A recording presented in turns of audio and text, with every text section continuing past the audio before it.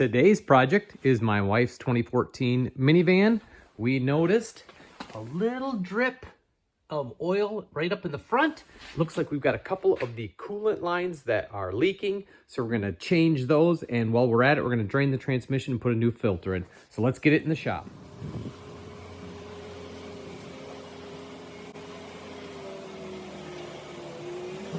So you can probably see there is just like a little residue of oil, and it is actually dripping. Yeah, you can see the lines right up there. They are damp. They've got oil on them. So you're gonna need an 8 mil to take the pan off. This is just kind of like good old fashioned transmission oil change, where you just take out the bolts, leave a couple in the back or in the front, and let it just kind of drop and drain.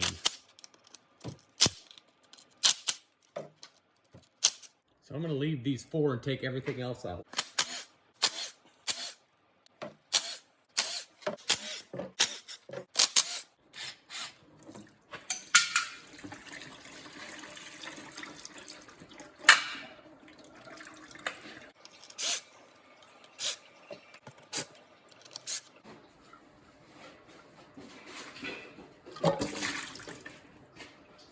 Getting ready to pry that off. Guess it let go on its own. T25 Torx bit to take out these 2 screws.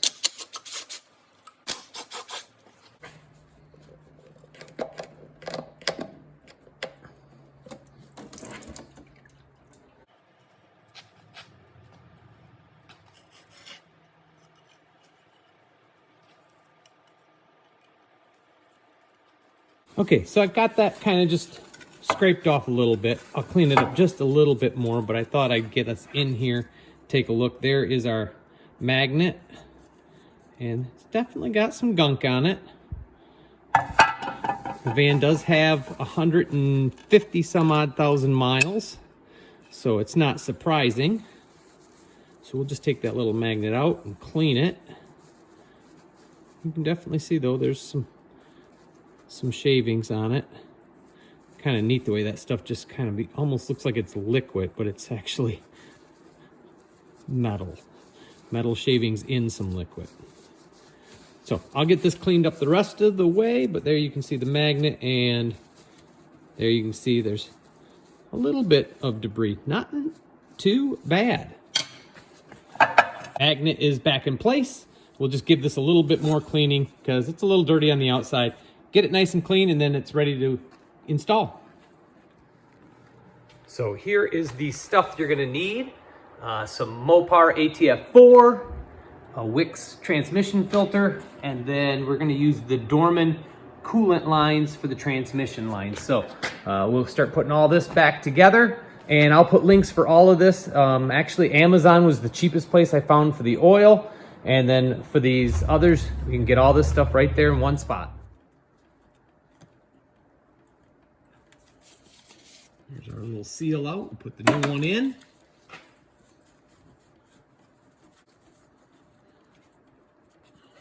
So I just grabbed a little seal driver kit that I have. It was something I bought a long time ago from Harbor Freight. We'll just use that to kind of tap that in. Okay, that looks good. Now we just take our new filter, we'll put it up in there. Nice thing is that it kind of holds it in place. We'll get our screws and tighten them back down.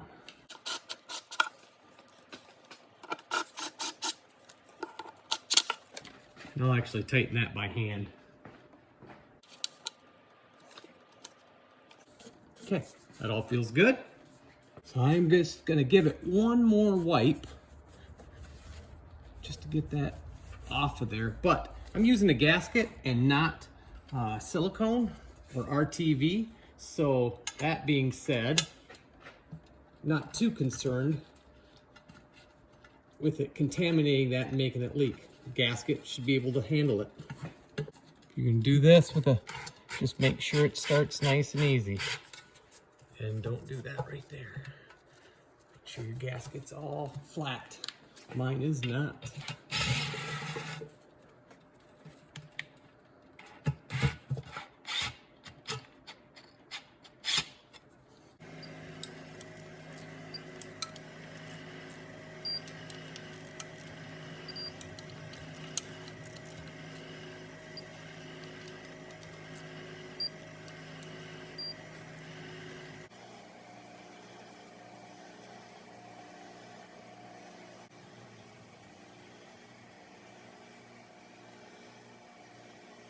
All right, our first two clips to take the hoses off now are behind the grill. So basically we've got 2 bolts, 10 mils. Zip those out of your way. And then we got these 2 clips here. Pop those up. Carefully remove those. And now just kind of carefully move your grill.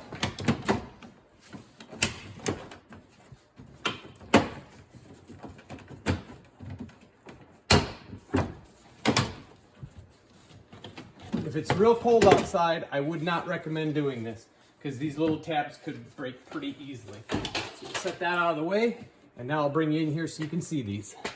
Okay, there are our 2 little clips that we have to pop off to get these lines out of the way. Next, I'm just going to pop the cover off the top of the motor. And then you will see right here, that is the other 2. So hopefully that's about all that we have to take apart to get these out. All right, so you can see I got the top one apart already.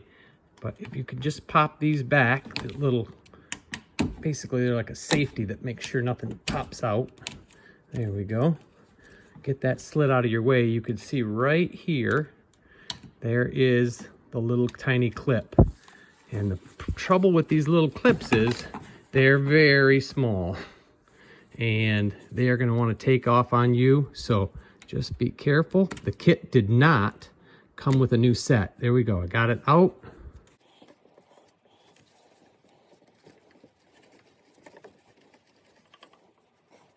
There we go.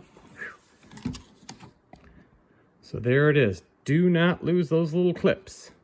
Now we should just be able to pop the lines out. We'll get the other ones. We'll get the other ones out next. All right, now it's time to fill it back up with some ATF4. And you can see I have just a little hand pump right there. And right underneath that wiring harness, you're going to see a cap that says for dealer use only. I'll try to get you down here so you can see that. So you can see the hose goes right into it. That is the dipstick tube, although there's no dipstick. So I'm just gonna use that little transfer pump and we'll put some oil in this thing real quick. I'm just going slow, no need to go super fast.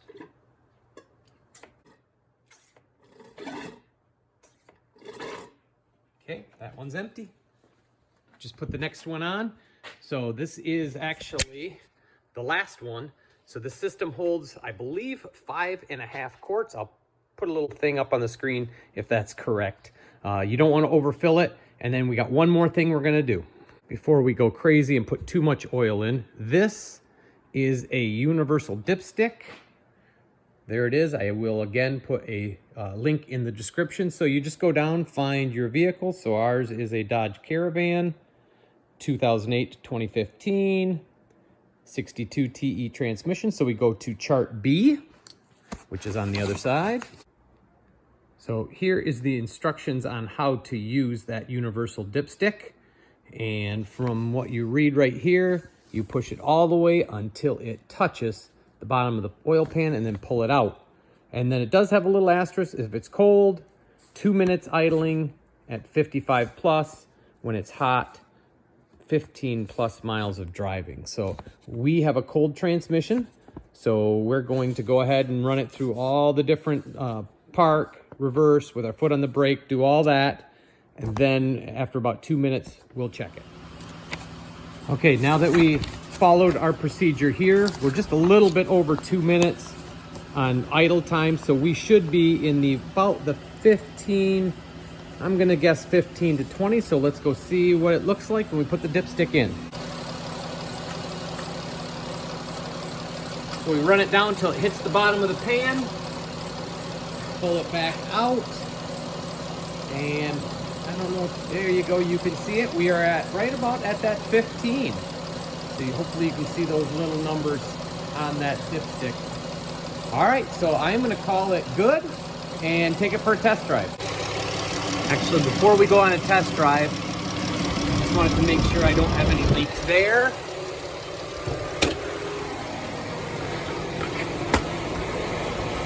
also wanted to make sure I didn't have any leaks there, so everything looks good.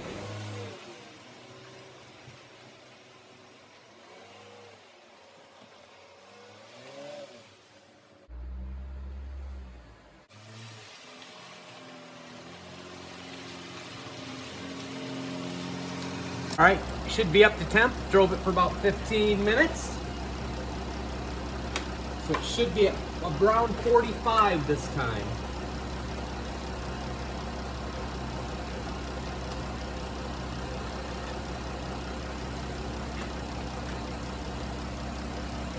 Yeah, it looks like it's only about 30. So I am gonna put just a little bit more in.